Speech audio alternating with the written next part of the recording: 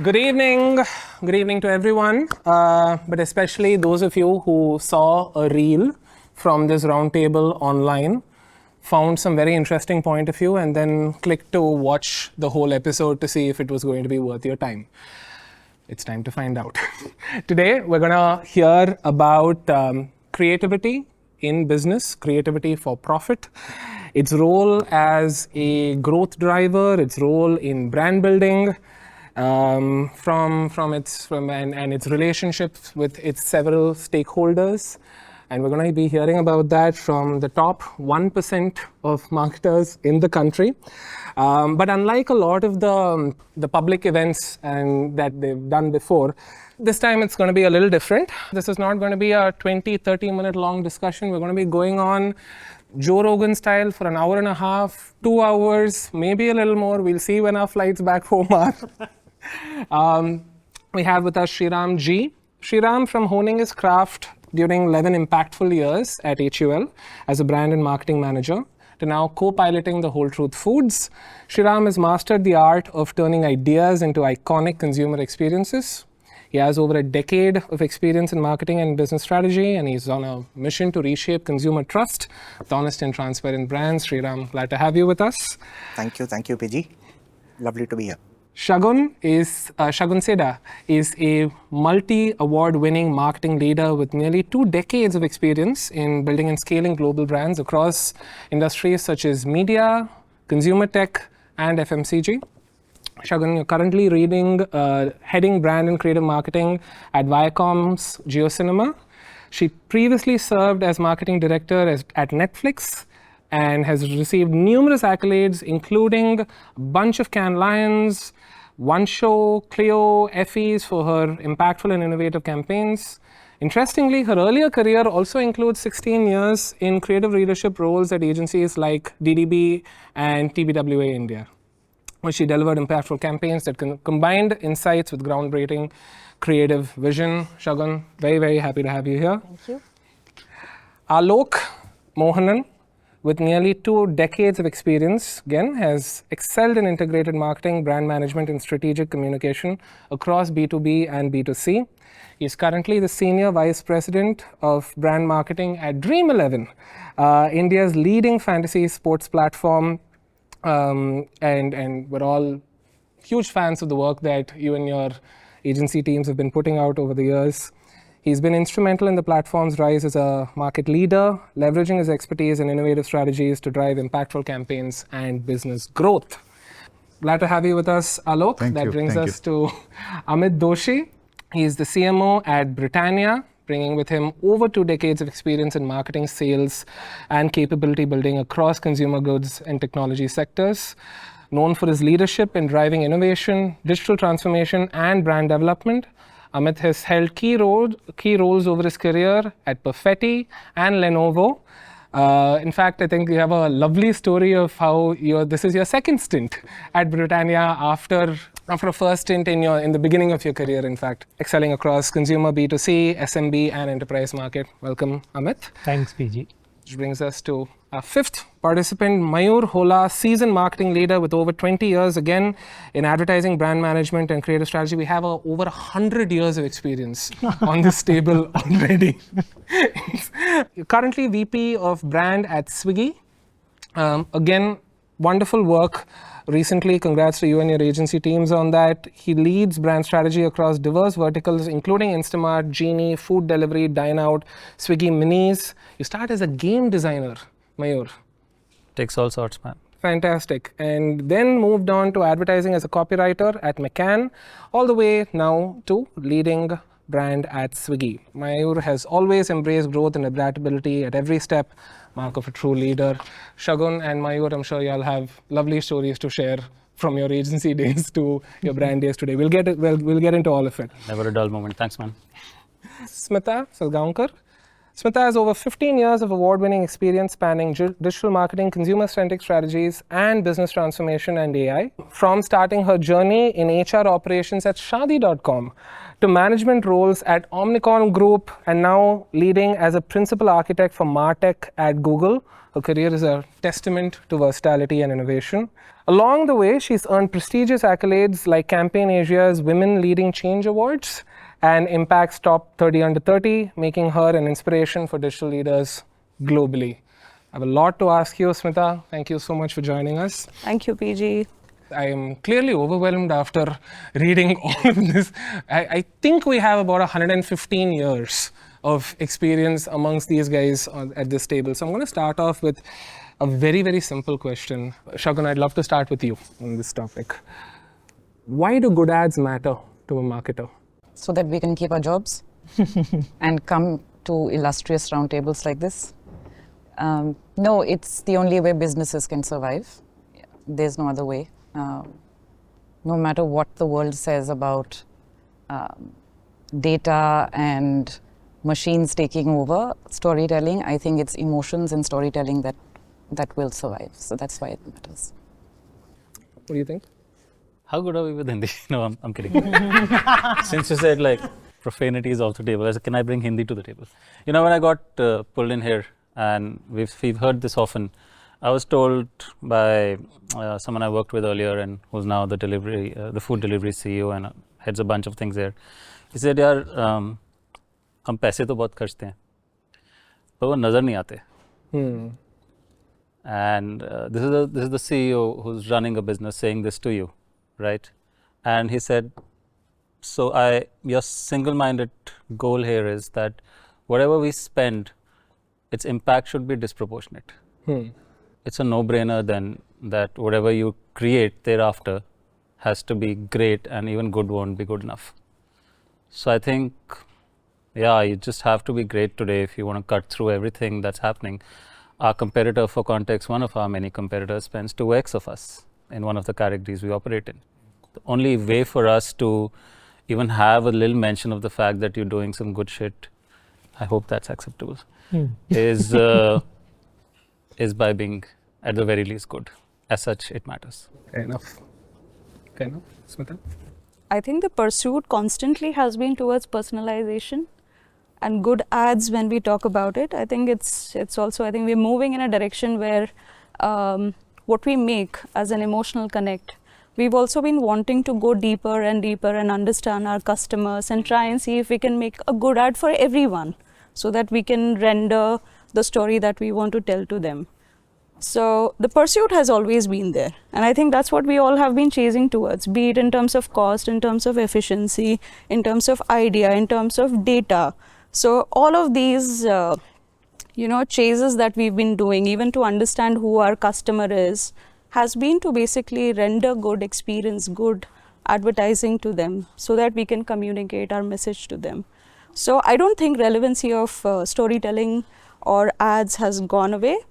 But in the course, we've also been trying to find, can we scaffold it on top of little more of understanding on our user, on our data, how they're perceiving things, can we incorporate it? So I don't think the relevance for ads or ideas has gone away, and it still does matter quite a lot.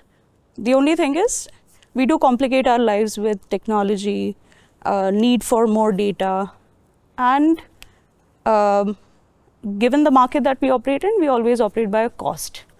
So somewhere we are trying to constantly, optimize, modulate. So at some point there used to be, a lot of emphasis on the quality of idea.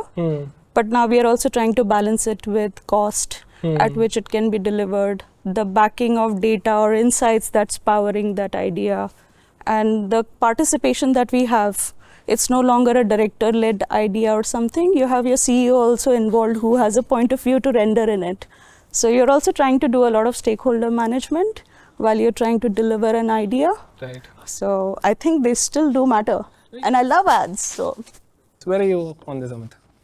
No, look, good ads matter because salesmen or people who sell the products and services that the company makes, they cannot be everywhere. And that's fundamentally the job of advertising, to provide that air cover and be where your salesperson cannot be. So that's, a good ad is like that invisible salesman who's got to generate generate more revenue. It's as simple as that.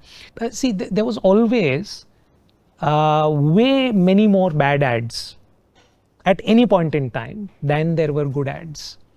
I would say it's a low single digit percentage of ads that are truly breakthrough or above mediocre. And most of the work that gets put out there, including what I'm sure a lot of us have put out over many years, has been very, very mediocre. And when you combine that with the lack of attention today that exists because of the world that we live in, it's even more important that we turn in more good ads than bad ads. Do you agree, Alok? Yeah, absolutely. I mean, I'm a little slightly divergent on the question. Everything good matters, right? If you're drinking this glass has to matter. Everything good has to matter, right? Otherwise, what are we doing this work for, right? Bad ads Good don't. water matter, get into it. Yeah, everything matters. Like, why would any consumer take anything that is bad? So is your, those who are looking to get a service like an advertising service would want a good ad. So that's how it matters. Otherwise, I don't know anybody who thinks that, okay, something bad, they'll accept it. It's as simple as that. Enough? Is that the whole truth? I think slightly at a macro level for me, marketing is probably the largest social experiment in the whole world. Like trillions of dollars are being funded to drive behavior change of people who you've never met. If all advertising was one channel, it would be the most watched content in the whole world by many times over. And hence there is a responsibility that when so much resource and time is going into something, you have to make it matter. You have to, make it in a way that it's effective, it delivers on its objectives. And at the same time, it's entertaining and informative preferably, but at least one of them for the viewer as well. So from that lens, I think it's a worthy goal to strive to put out good ads, because way too much is going into it for it to be half-hearted. How much of your time in your jobs, right, today, goes into the advertising part of marketing? Your overall jobs, of course, are wider than the advertising part. How much of time, percentage-wise, would you say goes into that? Do you wish it were more? Do you wish it were less? I think that also depends on the context of the industry that you are working in. And it may be different. I mean, I can give you my own experience. I worked for a lot of time in the technology industry where, the product is part of a global roadmap. And then it's a collaborative process where marketing plays one of the enabling roles to communicate what you want to communicate to your customer. While if you switch the context to FMCG, the brand manager is actually at the center of the universe, where she is running the business on a day-to-day basis. Right. So right from driving top lines to managing margins to improving competitive position in the market, and in this whole toolkit, communication as a whole and advertising as one of the subsets of it is how it really stacks up for the marketer. So I think the context can vary depending on the company or the industry that you're working in. For me and my teams, I would say for personally for me it would be maybe 1/4 or 20% of my time would be going into advertising, because finally what wins in the market is the complete mix, right from a product that truly stands out. Is it priced right? Is it available and accessible to everyone? And then of course you've got to tell the right story. Use 4 P's of marketing, and 1 P stands for 25%. Yeah, people. That makes sense. People, right? So that's 20%, sorry. Yeah. Fair enough. Would that be the same for the rest of you? No, as he sort of clearly mentioned, the industry, the context of your job, etc., is an important part to define what's the mix. In our case, advertising is almost a little bit of almost the biggest air cover that we have. That air cover delivers that the distinctiveness, and we we strive for that distinctiveness, we strive for that consistency, and it's not an easy job. So we kind of end up spending a lot of time on the advertising part of it. And it's almost being cricket, it sort of is there throughout. So that kind of gives us the platform to be there and spend a lot of time on what you are doing as advertising. So it depends on the context of your company, the industry, the role, etc. That be the same for the two of you, Mayur and Shagun? Consumer tech, especially in, I think, food, quick commerce, is just probably some of the more competitive categories going around right now. So brand just, especially when your competitor is good at brand, just becomes an open admission. They are, right, across categories. Brand becomes one of the key things that you play with. I actually would like to answer it the other way around. I wish I was spending more time on one part of my job, which is DESO, which is design solutions for app. I wish I was spending way more time on that than I'm spending on the product itself. I think the gains you can make over there. I think consumer tech is split between, product. Most of your gains come from product, followed by brand, in my opinion. Got it. Between these two, right? And as such, I wish I was spending a lot more time on that aspect of my job, which I think I don't spend enough time on. I'd say my split is more like 60-70% towards communication, and I wish it was almost 50-50 towards on-app work and off-app work. Fair. Not to interrupt the flow, but what I do wish for, if I was able to spend more time with people who create the advertising. So glad you phrased it that way, because it's so nice to see CMOs, brand leaders, etc., who really enjoy this part of their job, right? And I think as creative people, you're kind of like, okay, cool. If I can make this the best meeting in their week, and if I can see that they're giving as much as it is, it's a wonderful thing. But at the same time, we've also seen marketers who neither really like nor are really good at this part of their entire role. They're probably good at a bunch of other things, which is why they have their job and they're doing well in a bunch of other parts. But this part is not something that they either don't like it, they're either not good at it, maybe a mix of both, right? And unless anyone else has a point to add on this, I want to get into a question around this part. So I'm on the other side. Okay. Like the one you mentioned, I'm the one who's keeping them away from... And at last we have found you. Let us open the trap door beneath your chair. So I think my role is something which is very unique. I am not a traditional cloud person. I come from digital marketing, data analytics, and creative production.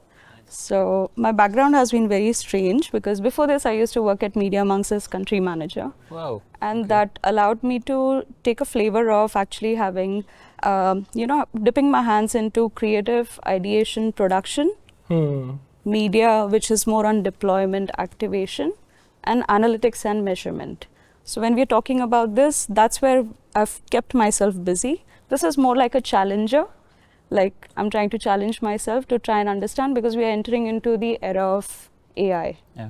And when we are trying to understand that, we will have to somewhere, I know it's very uncomfortable, and I'm trying to go through that process myself to try upskill, or for that matter, try and see where I can find comfort with the talks of cloud, because infrastructure is going to matter. It's soon going to creep into all our conversation.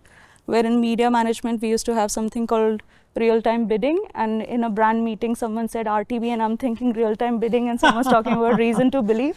So that's the distinction, right? Yeah. So it's like it always fragments, and then it consolidates, simplifies itself. Then it goes into complications, and then it simplifies itself. I think we're in that complicated phase right now.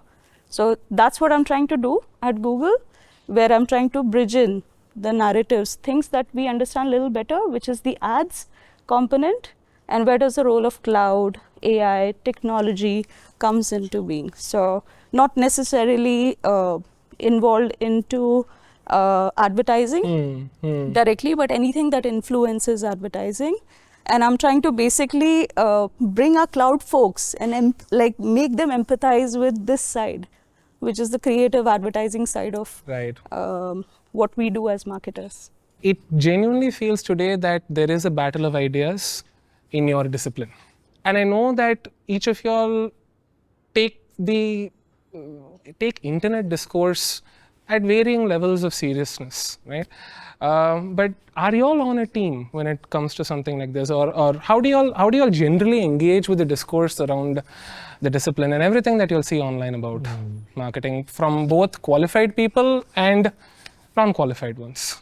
No, I think you're right that, see, firstly, I think marketing or advertising, you just distinguish between the two. I'm going to club them together. I think it is it is subjective at its core, right? So everyone will have a point of view, whether it's people who work in marketing or even consumers. I've had comment section filled with consumers' sentiments that reflect not ad अच्छा लगा या नहीं लगा, but इसका strategy ये होना चाहिए था. That's how consumers have started, commenting on work these days. But aside from that, I do believe that it depends really on the context and the life stage of a brand, right? I am in the camp of and. I think both brand and performance, attention and memory, I think when it comes from one brand, I think it needs to be complementary efforts. And what's the right stage for the brand to employ brand marketing versus performance marketing? Sometimes it's a mix of both. So I firmly believe that it's all about the context, and I don't think that only short spikes works. Of course it works, but I do believe in long term as well. So, Shriram, where do you stand on this? Because you are a or brand. Like you all went off Instagram a while ago saying that, you all took a call about how much that platform. What is your take? Not on Instagram? We had gone off a couple of years ago in August, and we came back a month or so later because we had to figure out what we had realized was we weren't having fun. So we are intuitively, our roots are from long form. And while chasing, 30-second reels where people are pointing and dancing, etc., we weren't having fun creating content, and it was performing miserably as well. So we were like, this is the worst of both worlds. So we need to take a break and figure out what we want to do. And two principles came out of that we hold to even today. The first one is, if we are not having fun, then something's off, and it's supposed to be fun. And if it's not, we have to, rethink what we're getting wrong. And the second one is, in general, we are now trying to optimize very clearly for what's constant across time rather than chasing what's evolving and what's trending and what's buzzing today. Very Bezos of you. Yeah. It's inspired by, one of the Amazon annual shareholding letters. It comes more naturally. It gives space for us to think in a direction for a while and come up with something that's hopefully impactful. So while from a execution lens, teams would be thinking, how do we adapt to this new update? From a conceptual lens, we are still trying to think, what is it that doesn't change? The fundamental insight behind the brand doesn't change. What is the fresh take on activating the same insight over and over again, rather than trying to do something, new and revolutionary every time? I saw something Jeetu Dabas wrote. I don't know if you'll know him. He addressed your question directly about discourse and who to listen to and who not to listen to. But I agree with Jeetu. Yeah. See, I agree wholeheartedly. I'm actually in the camp of practice and not theory. So if I'm reading someone who's not been in that context, who's never stepped into the arena, who's never been a part of a business, then I'll take that view and park it aside for later. Right? I mean, otherwise it's just everyone has a view. And that's not just true of advertising or marketing. That's true of movies. That's true of, look at cricket. Right? I mean, how many of us have a view on what's the next stroke? Look at cricket, he said, and looked at Alok. Exactly. Yeah. Look at my... and all of us have a view on the next stroke Virat should have played. Yeah. So it's the same answer. I'm sure Virat tells himself every day that, look, these guys haven't faced who I've faced. So I'm firmly in the arena of practice as opposed to theory. And that's actually concerning me, because now we have a lot of people who've put out these philosophies out there. And a lot of young marketers. Here's what the traffic jam taught me about marketing. No, actually better sounding books. Better sounding book titles than that. Good book titles. But what's happening is increasingly young marketers are getting influenced. And actually, I've been in interviews where people have asked me, "Do you believe in this school of thought or do you not?" And I have like, no, I believe it if I practice it. Otherwise, I don't. So and that's because when you actually start putting your heart into the craft and you learn from your mistakes and you get your successes and you do them over and over again, I'm sure all of us have built our own playbooks and heuristics on what works and what doesn't work, and they could be all different. I'm sure all of them have been tremendously successful, and all of their journeys and playbooks may look very different. Let me add another and, by the way. There's attention economy, there's memory economy. I think we're firmly also living in the age of the opinion economy. Yeah. So you got to be really careful whose opinion you're following. Yeah, I think we should be careful about what we are saying here because people will comment, "Oh, you're still giving an opinion. You're on this round table." And if you didn't give an opinion, you would still get an opinion that you didn't give an opinion. But my belief is suno sabki or apply the filter of your own experience, the brand that you're working for, or because you have the best understanding of that, the goals that we have to go by, what makes us successful, what makes our organization successful. So suno sabki or thoda filter lagao. And ask the right question. Prompt engineering, yes. To be fair, I think we've got caught in the, and I would think a lot of technology companies have sort of bought this in somehow into a difficult position of efficiency and effectiveness. I think as brand managers, as marketers, as business owners, we need to be able to answer, are we effectively doing the job first? Efficiency is always a chase. The efficiency tail was wagging the dog and everybody went into optimizing for things like CAC, things like, whatever the efficiency dashboard will look good at, I'm not saying that's not the right thing, but we got sucked into the argument of only of cost. And we need to do. If I can measure it, it must be true. Yes. And is brand marketing not meant to perform? Yeah. So so who said that performance is supposed to perform and the brand side is not meant to perform? Yeah, I mean that's. And it reduces all the marketing practice to a CAC conversation, to a ROAS conversation, and that's about it. Like we forget the flair that marketing brings in. That's one. And the thing is, see, and I'll try and answer this in a little different manner. I am into sports and, getting coaching from people and trying to, you also progress on to the coaches. Sometimes this coach has given you the best he could. You move on to the other one, you scout. Usually you're looking for stories and, you're trying to cut down your own errors. Right. So I think that's what I seek when I listen to different people. So I firmly believe in what Byron Sharp says, but not that I've forgotten the other folks, because they've been fathers of marketing that's always been there at different decades as well. So you keep listening to it because we were also evolving. They've not seen the amount of platforms we are dealing with today. So sometimes we get very targeted information about certain channels. It's up to our discretion based on what resources we have available and what goals we are working with.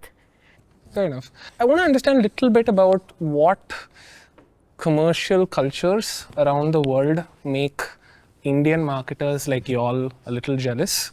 For instance, let's take the Super Bowl, right? It's the most prized ad spots annually. They have it's literally a legitimate event year on year where you are also expected as a large brand that it's a signal. If I'm able to advertise, if I'm able to afford to advertise on Super Bowl, that itself is a huge signal. Plus, it's an opportunity to put my best work out there, that's going to get spoken about in the year. I think America has done themselves a huge favor by kind of institutionalizing that into their commercial calendar year. We are, I think, a similar attempt is IPL with us, right? And there's a similar attempt with the festive calendar, so to speak. So currently in India, it kind of feels like you have cricket in the beginning of the year, you have the festive calendar in the end of the year. It's a great media gold rush. Is it a creative gold rush yet? And how do you think we can kind of get there? And a segue to this question, larger intent behind this is I want to kind of know who your heroes are internationally? Who do you all follow? Who do you all proudly copy or inspire, get inspired from? Who do I follow? Yeah, I it's out think there. we're not doing be careful who you follow conversations. No, actually, I was thinking about the previous question, and when you said who you follow, I follow John Hegarty still. And one of the things I read recently was that there is no formula to creativity, right? And this may seem like something you've heard before, but it is so true.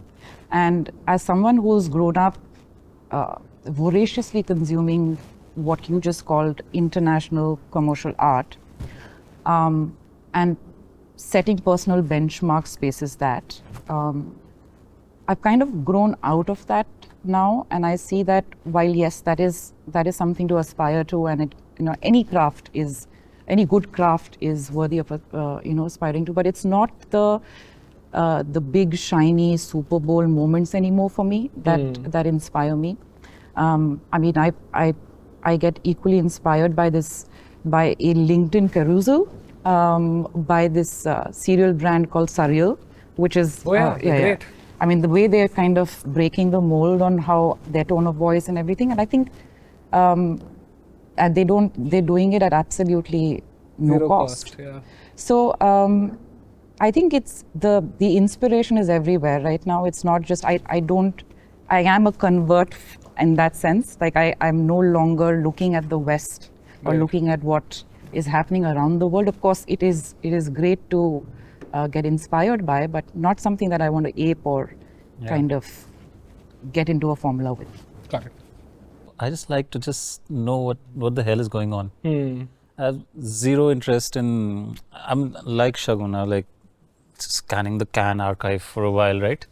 Not doing that anymore, or the DNAD or whatever. Right. If it pops up, that's great. If Machado posts something, there's people who are at that altar worshipping, but I don't think that's happening anymore. I'd much rather know what's happening with pop culture. Like I love what Rhodes is doing, and it's so strange, but it works. People are lining up for it, and I want to know why. So that interests me like a lot. Like I want to know why. Like she posted just yesterday. I follow her, and or today was it? What was it? Brain rot. Brain rot is the word of the year. I was like, why is Cringe Fest not? By the way, did you read the other probables? No, I missed that. I skimmed over it, and I'll catch it again. But no, I want to know why brain rot is working. I want to understand it, because I then want to find our own way of applying it. Right? So yeah, that's work that I like following now. Like the next Cringe Fest, bring it on, and like bottom of the barrel is where you'll find me. Nice. I love being there. Nice.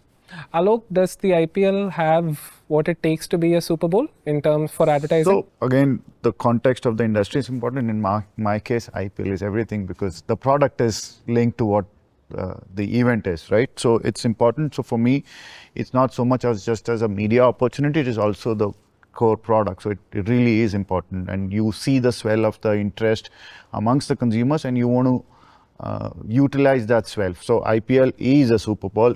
It has been seen through our commercials. So yes, it does. The other thing about sort of not looking at the West is the fact that India is one of the most heterogeneous markets that you'll ever find in this world, right? There is no cookie cutter answer. There is no one thing that culturally fits across this country.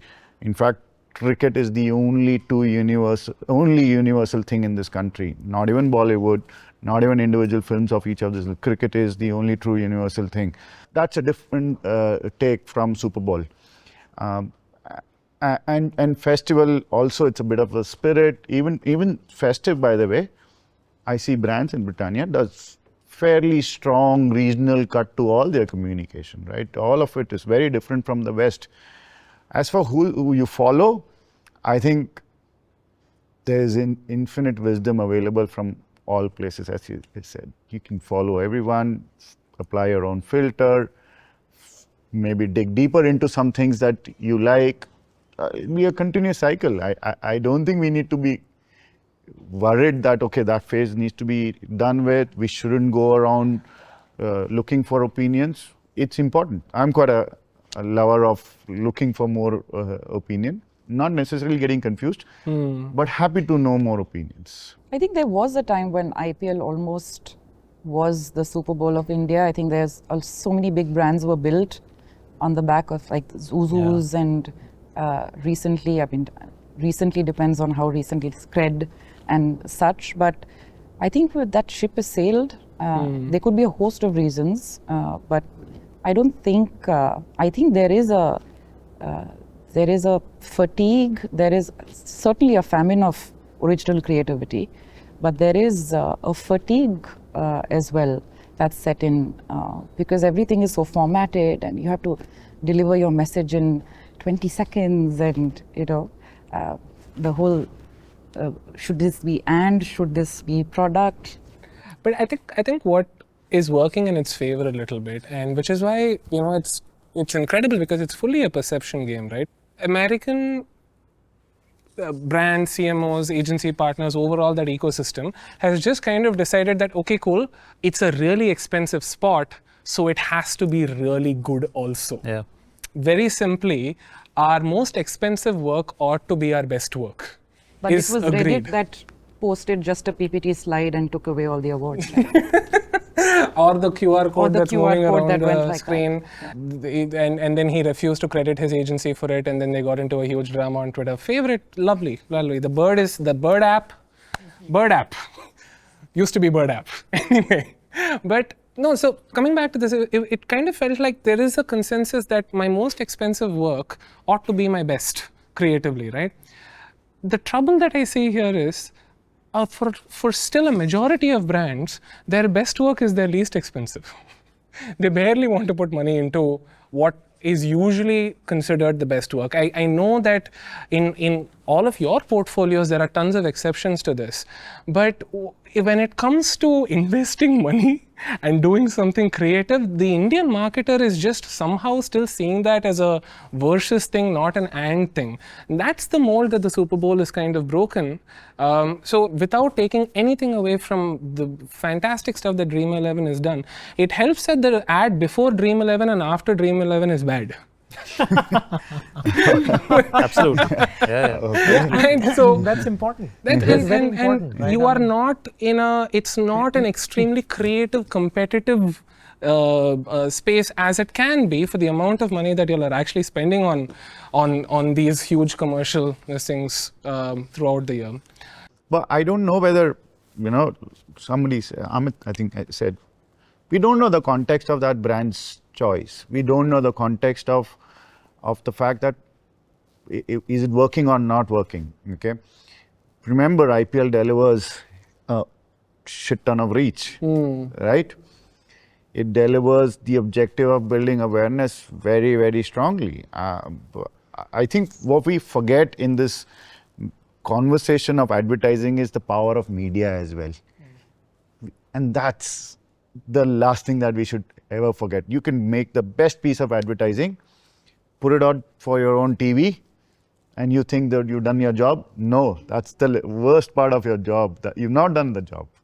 If you're not able to put that work out, put some threshold of investment to make sure that the world watches you, then it's not going to do the job. You can't hope organically people will discover you. So a good creative cut-through product will deliver the media's job in a much effective and efficient manner. What we call earned media. Earned media. Yeah, like you spend money. It's a multiple. It's a multiplier. You can't argue the other way around, which is you have great creative, no media, hoping that they'll do a good job. Yeah. No, it's not going to work like that way. Well said. I totally agree. It's interesting. So this makes me want to. I'm going to pull up something that was a later question, a little ahead, which is looking at creativity a little bit through this media lens, a little more. Appointment era television, of course. That IPL is one of the last, or sport in general is one of the last appointment era. You know, this thing of TV still, but for the rest of the media, and let's say which is largely digital, right? do we think that the digital media practices sometime kind of infringe on creative freedoms a little bit more? I want to speak about one example a little in particular. So there is a media best practice a lot of times is put the logo on the top left or the top right? Right before it Very kind of common. begins. Logo in the first 3 seconds of the... Or have the brand introduced in the first 3 seconds, keep the logo on the top left. CTA on the corner, 6th second. CTA on the 6th second, all of this, right? Now I Edit have data, please. there's now one of the discussions that a bunch of my peers have about the veterans in our industry is that would their work have survived in the jungle that is digital media right now if best practices are not entirely, in sync with the kind of work that was produced. For instance, think of the ads that went supremely, most popular Indian commercials.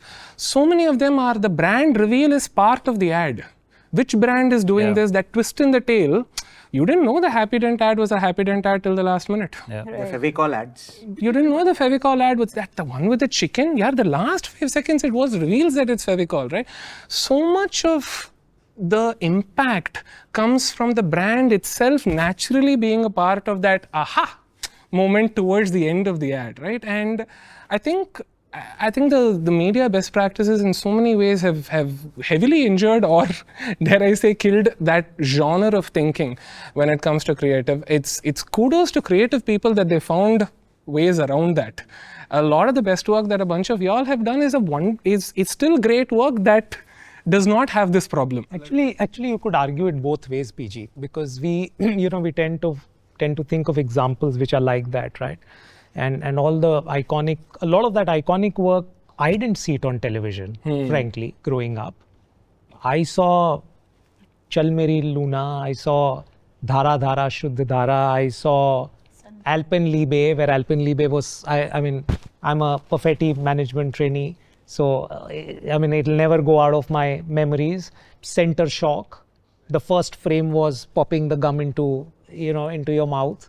So, I don't think it was that era that we think of that era as, because it was as smartly done even then. If you think of the most iconic jingles, they had the brand name in a lot of situations plugged right into the lyrics. So I don't know. I'm not so sure of that, whether that's actually impeding creativity. And it goes back to the same bit that there is no formula. You have a story to tell, and in that story, if the product or the brand needs to be introduced in the first frame, so be it.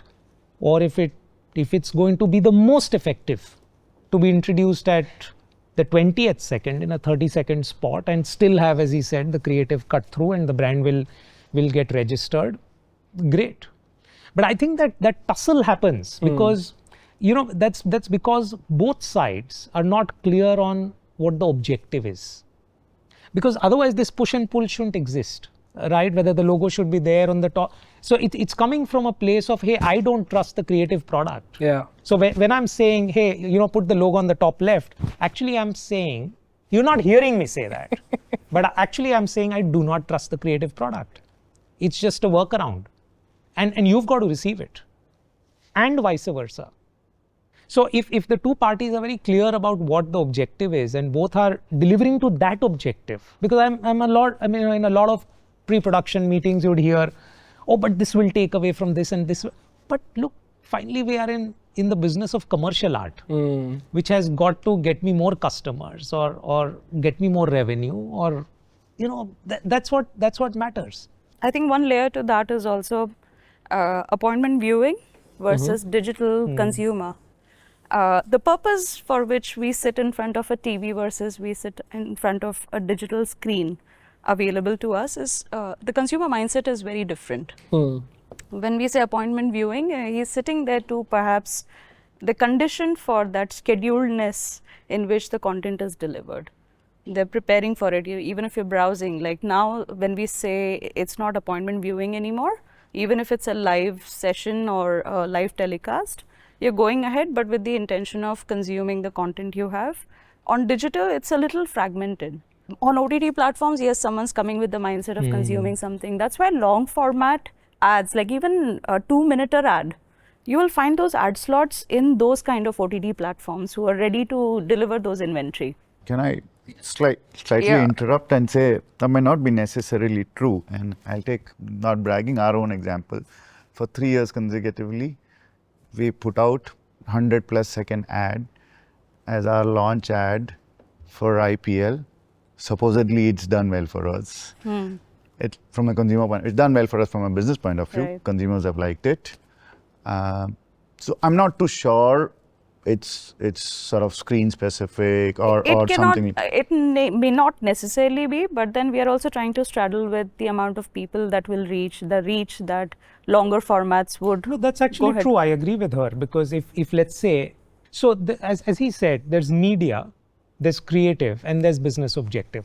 All three of them have to work in And cohesion. even the stellarness of the idea, what we call as thumb stopping, or Yeah. something that'll make you wait and look at it. Because now I think the consumers also have started watching content at 2x the speed. Absolutely. Right? So if my medium is Meta, hypothetically, and if the creative delivery, if that's where I'm going to spend the money, if that's what is going to give me the multiple, but if my creative format is not Is made for that, restrictive.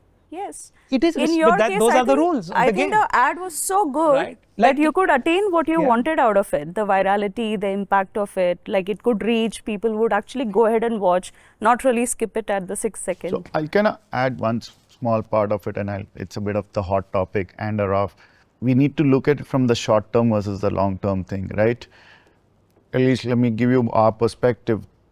Our ads, especially on large screen, and this doesn't carry anything on the product. We don't say anything about the product. But what we've delivered is something distinct, and we've been able to connect X to our product consistently over a period of time. It's been 6-7 years. We've been consistently saying we'll connect to cricket. Somebody thinks of cricket, they should think about us. We are delivering that through the stories of cricket or through cricketers. We don't talk about our product at all. And we don't have a brand logo that comes in That's a at job the well end, done. right? We don't. So the point is, it is a exercise of long term. You got to keep at it. You got to do this for a. Britannia has done this wonderfully well for many decades, right? If you do take a long term view, things will fall in place in my opinion, at least. So very interesting point actually. Like I used to service one such large CPG client as well, and the history of it was the format, the product that they had launched some 40 years back was a bar of soap, and now no one uses a bar of soap. That had to be transformed into a hand wash. But we wanted to ensure that we keep that story alive and still launch the new format and make it successful and make it as impactful as the previous one was. So the long-term view, I totally agree with it. Because in the 40 years, they also transitioned from television to what we have today, which is a fragmentation. Like our media plans itself are so complicated. And we are operating across, and there are nuances like producing an asset, even if it's a long-form asset, something that will fit for format across all our platforms. Like the task is really complicated. And in that, if you're going ahead, like you said, what you described is perfect, perhaps a perfect scenario. Not a lot of brands perhaps get to that state where they know that, and that's where you have the cheat sheets or the playbooks that would come in, saying at least itna to kar lo. No, also because the company life cycles today are much shorter than Absolutely. employee Yeah. careers, right? Yeah. I mean, that is actually That's true. a sensitive. And that's not because it's because the pace of disruption Absolutely. is very, very high. Sure. So what's the long term for an employee or for a marketer if they don't know what exists, Yeah. right? So, to your point, sorry, I'm just our founder, co-founder, solid backing to saying that we'll think long term. Somebody at that level, to your point, an employee has fearful stake involved. The founders thinks, okay, listen, I can put more skin in the game. Go ahead. That backing is probably very, very important. I have a somewhat lukewarm take on this conceptually. Lukewarm.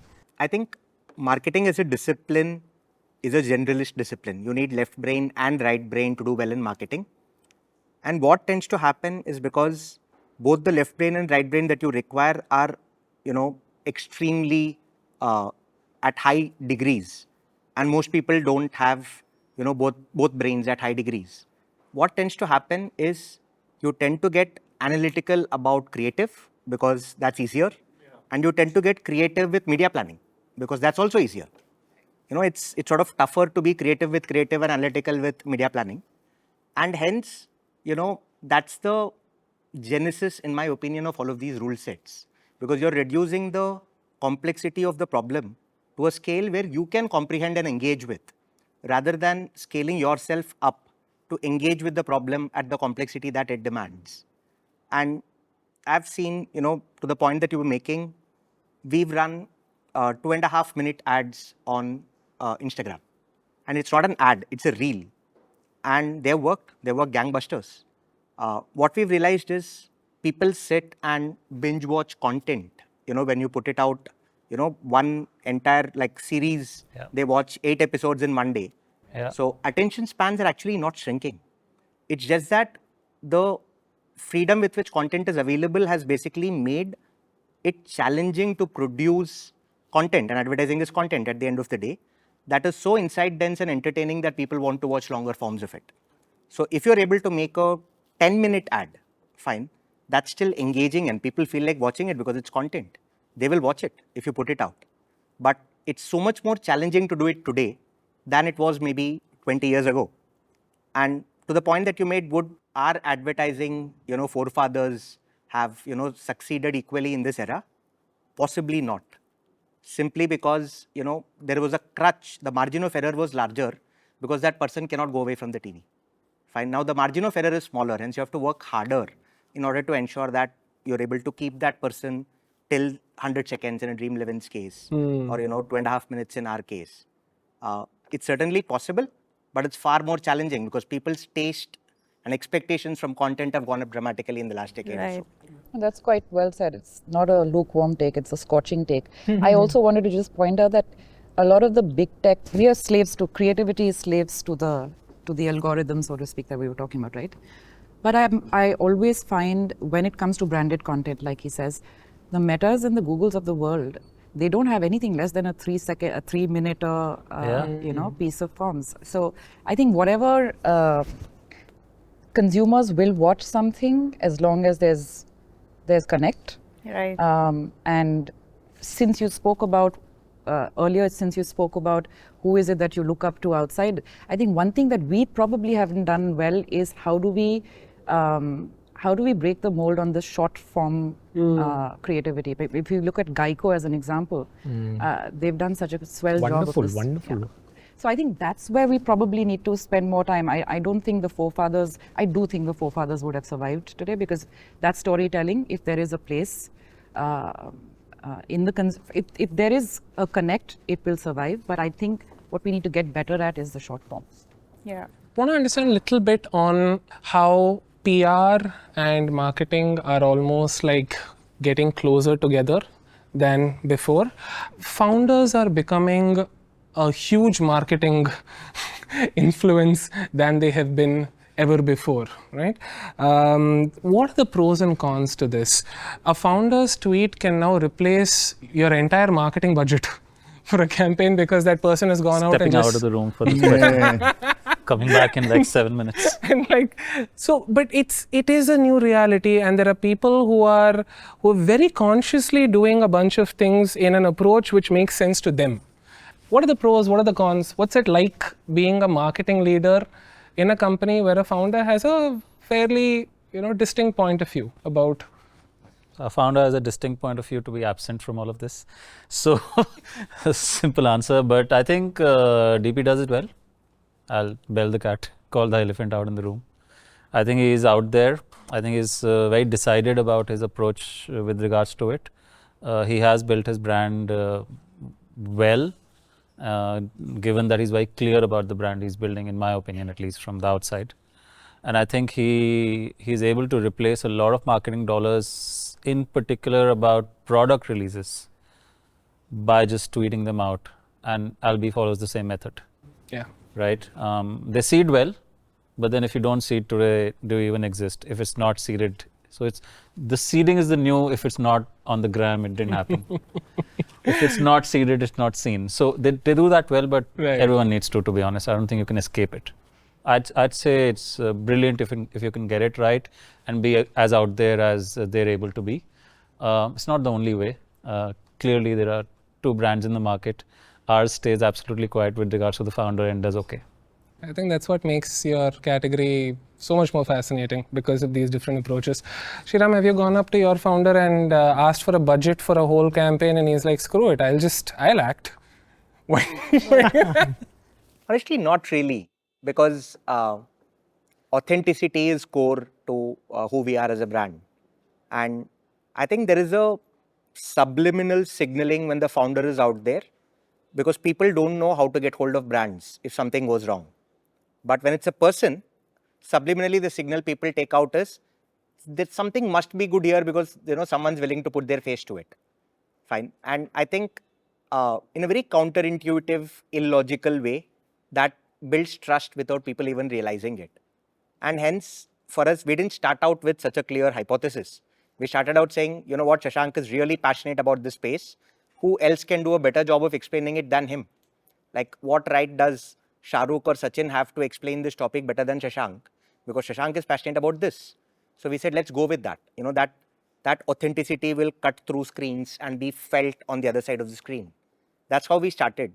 And we realized after a while that it actually builds a lot of trust. And now it's an element that, we don't want to lose. The only stress point is sometimes that Shashank is so busy that we have to wait to shoot a piece of content before we put it out. But apart from calendar scheduling, and part of my job is to take all the other things off his plate, so he can go do his core job of being the chief copywriter and chief talent and chief marketing officer of the whole truth. I think also depends on the category. I mean, and Mayur and he spoke about this, right? Depends on the category. I know it's a little jargonized. This India one as a category के लिए शायद it works, right? Because they are on these connected platforms, know who these founders are. For brands which kind of cuts across to 500, 600 million people, the founder doesn't matter. Correct. So I think it all depends on the category. So pros and cons, firstly, whether it's relevant for you, the brand on whom are you talking to, and only then you'll kind of get into the pros and cons. So the founder-led marketing approach is you have my endorsement, now make me a celebrity. And then there's celebrity endorsements overall itself. And I think in both of your lines of work, you'll work with celebs all the time, right? And Shagun, yours is by design, and Alok, yours is by choice. Almost kind of feels like in an entertainment brand, so to speak. Celebrity endorsements have almost been like the go-to growth hack for Indian brands for decades right now. It is now a decision that happens even before, it rarely needs to come from an agency partner these days, or we don't need to brief them. Like, the decision's taken kind of way before that. I want to understand generally, outside your 2 brands, your individual brands particularly, is there consensus amongst marketing heads that they're getting their money's worth? What is the power balance between the brand and the celebrity actually like on ground? All of it, again, it might sound like a broken record. Depends upon your category, depends upon your truth, depends upon what your life stage is. All of it is true. There have been enough brands that have been built without celebrities. There have been enough brands that have been built with celebrities. Is there right and wrong? I have no idea to say that it's that, right? And Mayur's done a great job. Swiggy's done a great job with, you're not done too much of celebrity endorsement per se. Bringing 90s back, so Yeah. I'll No, take even that. in a current role, Swiggy's barely done any sort of celebrity endorsement. We've done enough celebrity endorsement, but our thought process has been that those celebrities are integral to our product in a way, right? It needs to be coming from the truth of the product, truth of the idea. For the longest time, we were only cricketers as endorsers. Last couple of years, we've kind of expanded again, but first went into what the core idea is, why that idea makes sense, and then comes into the celebrity thought, right? And Amir Khan, when we did Amir Khan, was not necessarily because he was Amir Khan. We had an idea, and that's where the fitment came in. As far as the other part is concerned, I think we've had great relationship with most of them. I think your consistency is also key to that, right? Because you're not looking at these people as a,